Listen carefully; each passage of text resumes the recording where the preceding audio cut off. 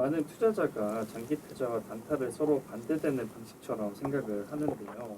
하지만 대표님은 자신의 생활 패턴과 자금 성격에 맞춰 장기 보유와 단기 운영의 역할을 나누고 그 안에서 원칙을 세워야 한다고 말씀하셨습니다. 투자자는 자신의 매매 성향을 어떻게 찾아야 할까요? 장기와 단기는 어떤 기준으로 나누고 포트폴리오 비중을 어떻게 잡아야 할까요?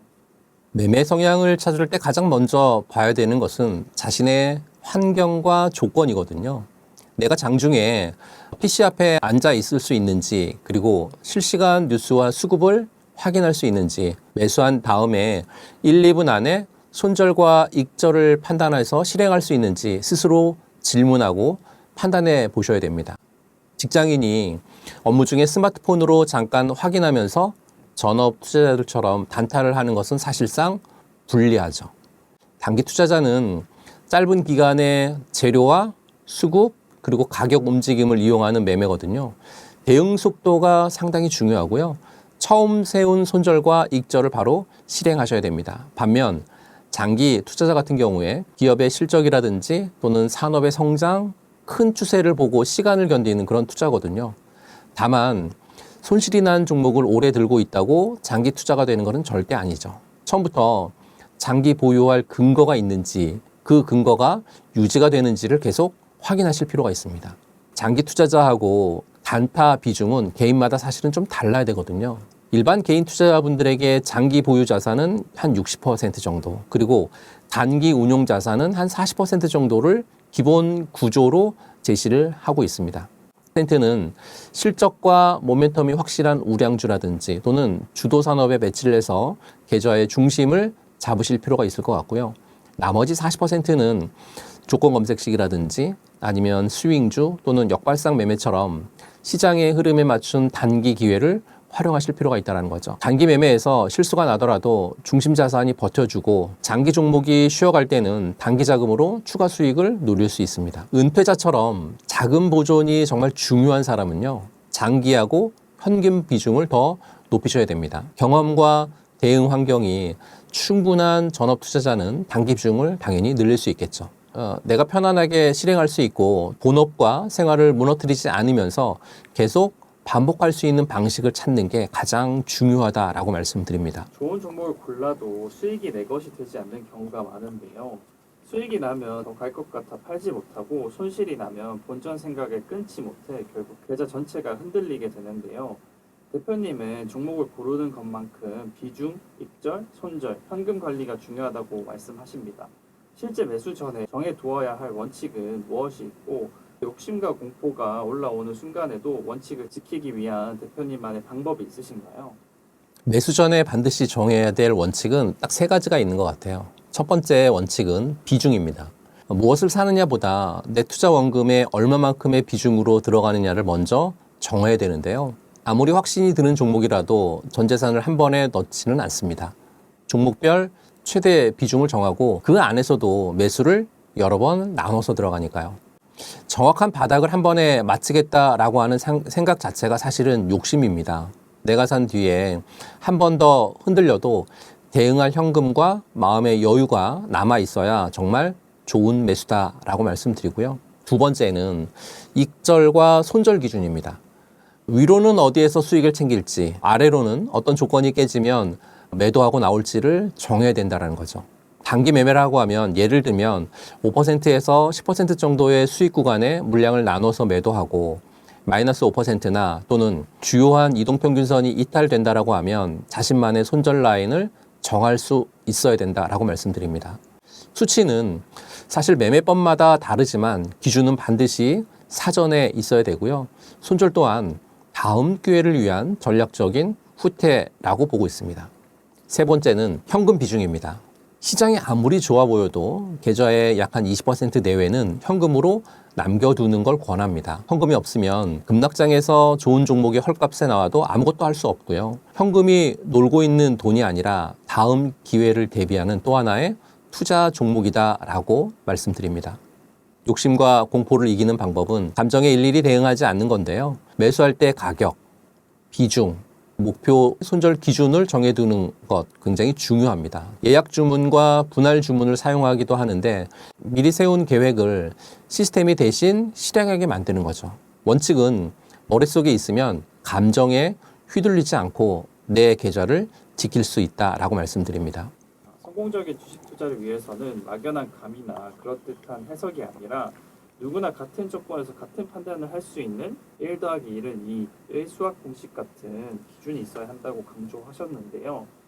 주식 투자에서 투자 기법을 잘 배우는 것이 중요한 이유는 무엇일까요? 잘 훈련된 기법은 내가 판단이나 결정을 해야 할 때 감정을 배제할 수 있게끔 도와주거든요. 기준이 없는 사람은 주가가 오르면 급하게 따라 사고 떨어지면 겁이 나서 파니까요.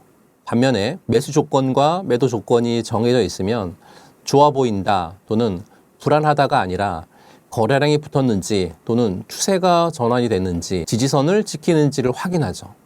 기술은 시장을 예측하고 맞히는 마법이 아니라요. 내가 흔들리지 않게 만드는 기준입니다.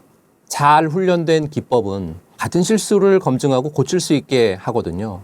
왠지 바닥 같았다라는 판단은 틀려도 복귀할 수 없습니다.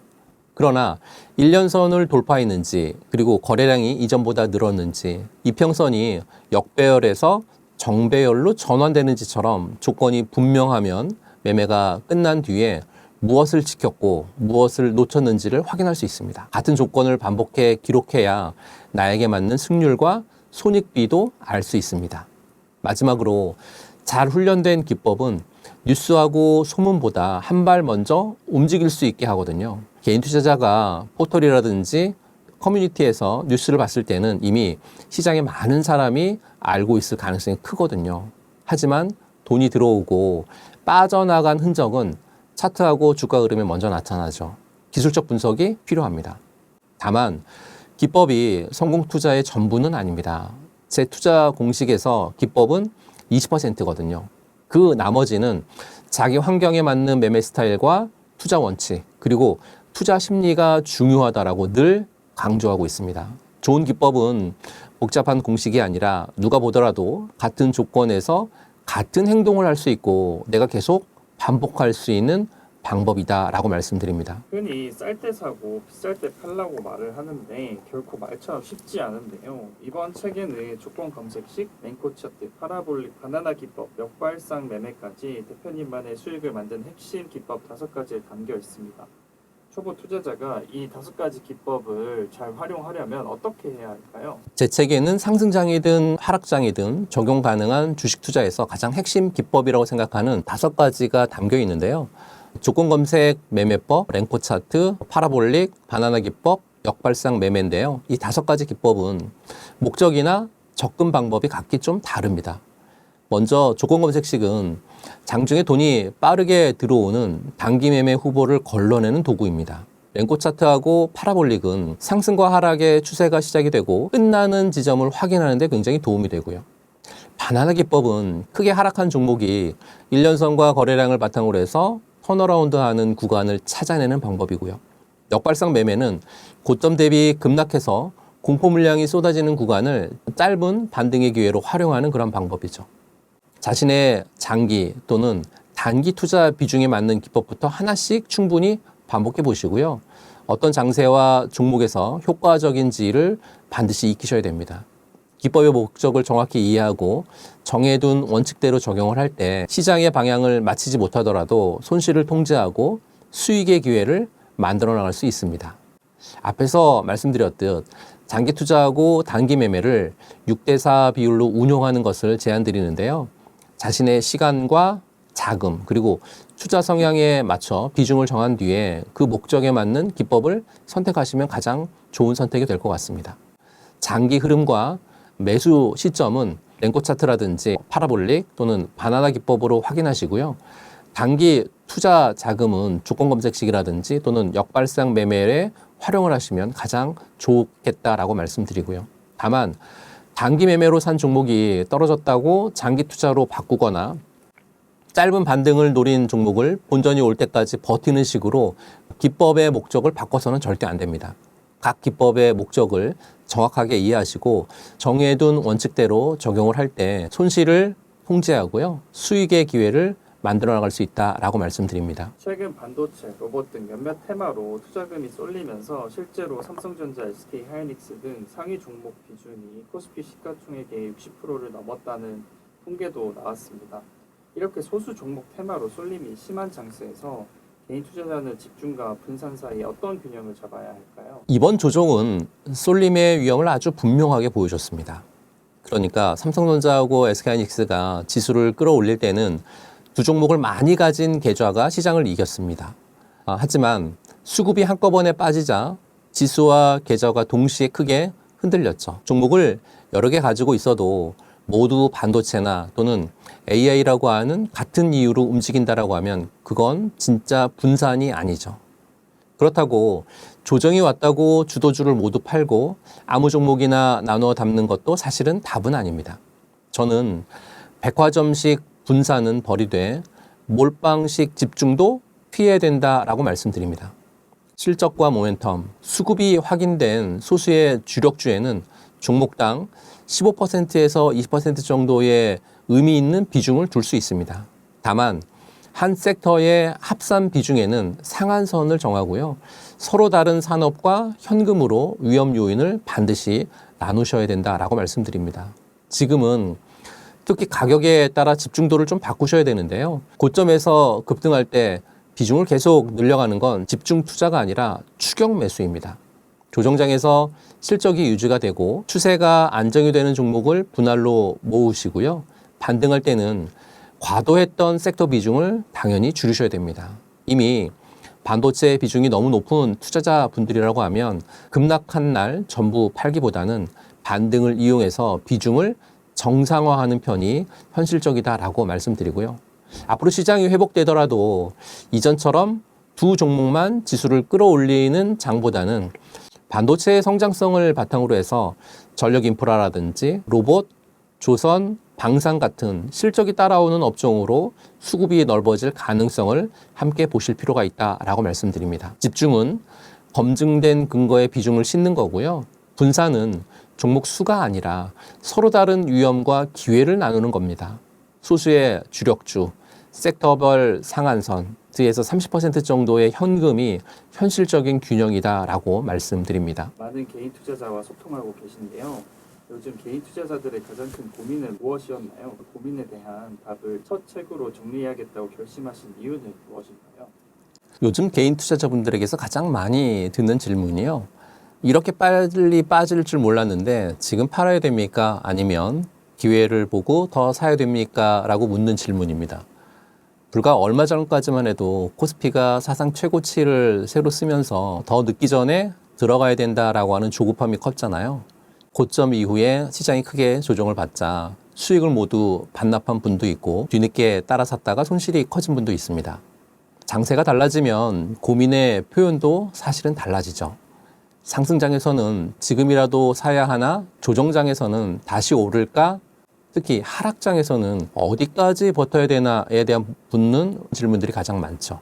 하지만 그 밑에 있는 문제는 사실 같습니다. 그러니까 왜 샀는지, 어느 정도 비중을 담았을지, 또 어디에서 익절하고 손절할지를 미리 정하고 투자를 해야 되는 거잖아요. 사실 많은 분들이 그렇게 하지 못하고 있습니다. 제가 책을 써야겠다라고 하는 결심한 이유도 여기에 있는데요. 저는 거의 매일 시황을 분석해서 회원분들과 나누고 있고 유튜브나 강의에서도 시장 흐름에 대해서 설명할 수 있습니다. 하지만 시장이 바뀔 때마다 스스로 판단할 수 있는 기준은 결국 스스로 세워야 되는 거잖아요. 이제 막 투자를 시작하신 분들이나 아직 자신만의 투자 기준이 없는 분들에게 도움이 되는 책을 쓰고 싶어서 저의 실전 경험과 노하우를 함께 정리해서 투자 원칙뿐 아니라 시장과 차트를 읽는 기본기, 실제 매매 기법까지 순서대로 익힐 수 있는 그런 책을 쓰게 되었습니다. 올해 코스피가 4,000대에서 9,000대까지 올라갔다가 조정을 겪고 있는데요. 1년여 만에 거의 2배 가까이 폭등하며 사상 최고치를 갈아치웠지만 지금은 많이 꺾였습니다.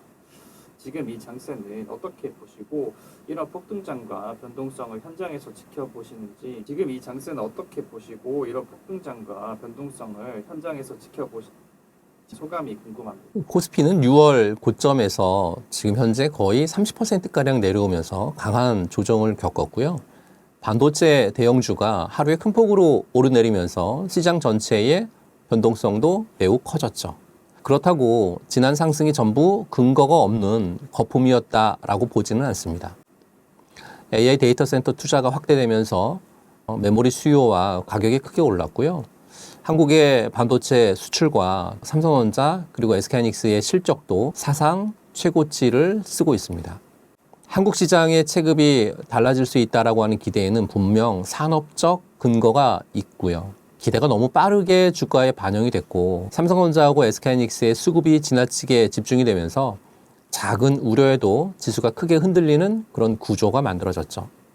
지금은 주가가 크게 빠졌다고 그리고 AI하고 반도체의 성장이 끝났다고 단정할 때가 아닙니다. 기대감으로 오르던 장에서 실적과 가격을 다시 검증받는 장으로 넘어가는 과정에 가깝다라고 말씀드리고 싶고요. 이전 고점을 곧바로 회복하는 급반등보다는 일정 기간 가격과 수급을 다지는 과정이 필요하다라고 봅니다. 반도체 초집중이 완화되고 실적이 따라오는 다른 업종으로 기회가 넓어질 수도 있다라고 말씀드립니다. 상승장의 끝이냐 시작이냐를 맞추려 하기보다 성장 논리가 살아있는지와 추세가 어디에서 다시 안정이 되는지를 반드시 확인할 필요가 있습니다. 이런 시장일수록 예측보다 대응이 더 중요합니다. 어떤 장세에서도 투자자들은 너무 휘둘리지 마시고요. 각자의 일상을 지키면서 자신의 원칙에 따라 대응한다라고 하면 또 기회는 올 거다라고 생각합니다. 여전히 많은 사람이 주식을 위험하거나 도박 같은 것이라고 생각을 하는데요. 노동소득만으로 미래를 준비하기는 어려운 시대입니다. 왜 개인도 주식 투자에 관심을 갖고 제대로 공부해야 한다고 보시는지, 대표님이 말하는 경제적 자유를 향한 골든타임은 어떤 의미인가요? 주식이 위험하다라고 하는 말은 사실은 절반만 맞습니다. 아무 기준 없이 남의 추천을 따라서 사고 단기간에 큰 돈을 벌겠다라고 하는 욕심으로 전 재산을 넣는다라고 하면 사실 주식은 도박이 될 수 있습니다. 기업의 성장과 이익에 참여하면서 위험을 관리하는 투자 활동은 도박과는 전혀 다르죠. 문제는 주식 자체가 아니라 투자하는 방식입니다. 예금 그리고 적금도 필요합니다. 생활의 안전판이 되고 현금은 위기가 왔을 때 선택지를 주니까요. 하지만 예금과 적금, 노동소득만으로 은퇴하고 노후 또 자녀 교육, 거기에 주거 비용까지 모두 준비하기에는 시간이 너무 오래 걸릴 수 있다라는 말씀을 드립니다. 물가가 오르는 동안 돈의 구매력은 떨어질 거고요.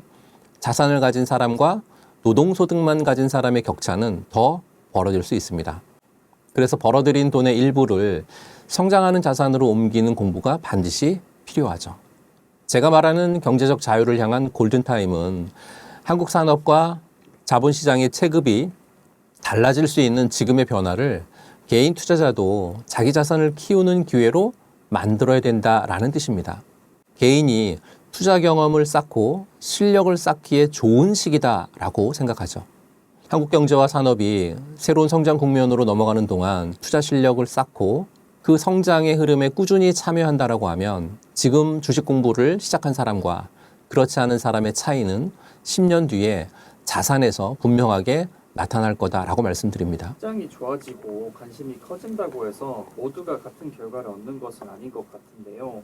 실제로 상승장에서도 누군가는 수익을 내지만 누군가는 오히려 계좌가 흔들리기도 합니다. 시장이 좋다고 수익을 내는 것은 아니고 시장이 나쁘다고 모두가 손실을 내는 것은 아니다라고 말씀하셨는데, 같은 시장에서도 투자자들의 결과가 갈리는 가장 큰 이유는 무엇인가요? 같은 시장에서도 같은 종목을 샀는데도 결과가 달라질 수 있습니다. 어떤 종목을 샀느냐보다는요, 어떤 기준으로 투자하고 어떻게 대응했느냐의 차이 때문이다라고 생각하는데요. 주가가 오를 때는 누구나 자신의 판단이 맞다고 생각하기 쉽거든요. 하지만 시장이 흔들리기 시작한다라고 하면 비중과 익절과 손절 기준을 미리 세워둔 사람과 그렇지 않은 사람의 차이가 극명하게 드러나죠. 코스피가 사상 최고치까지 올라가는 동안 같은 삼성전자하고 SK하이닉스를 가지고도 누군가는 목표 구간에서 분할 매도해서 현금을 만들었고 누군가는 더 갈 것이라고 하는 기대의 비중을 늘리죠. 이후에 조정이 오자 한쪽은 좋은 가격을 기다릴 수 있는 여유가 생겼고요. 다른 한쪽은 손실을 견디는 것만으로도 굉장히 힘들어졌죠. 상승장에서는 수익을 내는 능력보다는요, 욕심을 관리하는 능력이 가장 중요합니다. 이미 수익이 났는데도 끝까지 더 먹으려다가 수익을 반납하는 경우가 많기 때문입니다. 조정장에서는 단순히 주가가 싸졌다고 접근하기보다는요, 기업의 실적이라든지 성장성, 그리고 추세가 여전히 살아있는지에 대한 종목을 구분하셔야 되죠.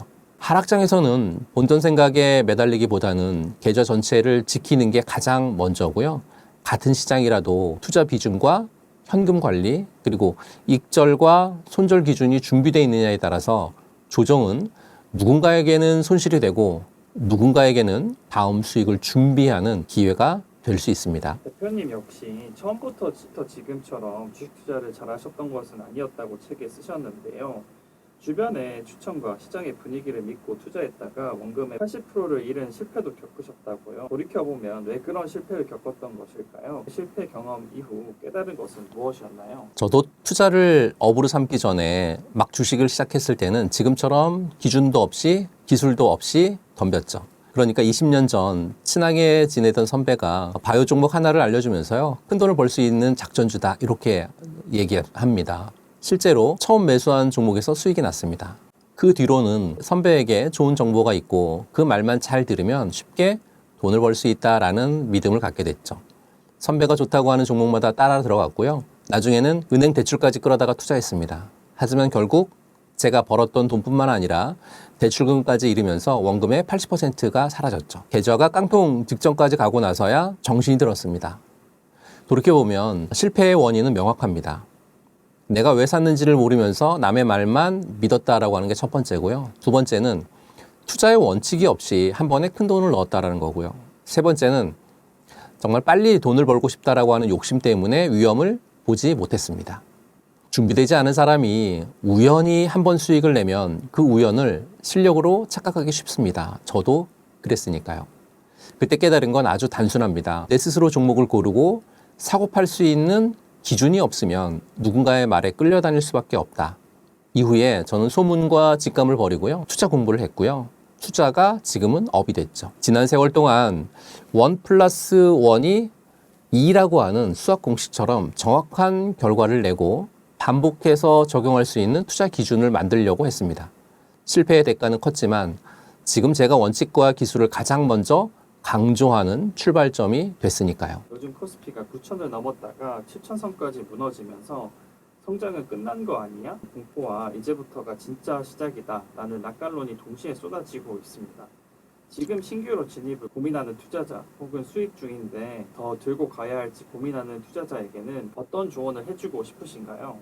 지금처럼 변동성이 커진 시장에서는 신규 투자자하고 기존 투자자들의 대응이 당연히 달라야 되겠죠. 다만 공통적으로 지켜야 될 원칙은 한 세 가지가 있는 것 같아요. 첫 번째 원칙은요, 신규 투자자는 놓쳤다라고 하는 마음으로 추격하지 말아야 된다는 거죠. 시장에는 늘 다음 기회가 있으니까요.